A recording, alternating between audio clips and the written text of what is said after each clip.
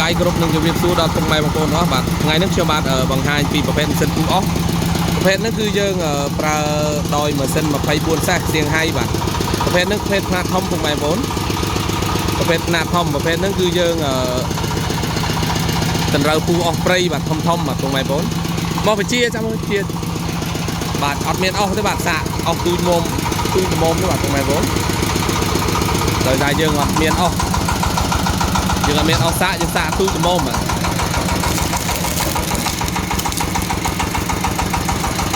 អស់វាទូចតែទេបាទយើងអត់មានអស់អាធំយើងមានអាទូចចឹងបាទអានេះຂະຫນາດតារាងរបស់វា1ម៉ែត្រកន្លះបងប្អូន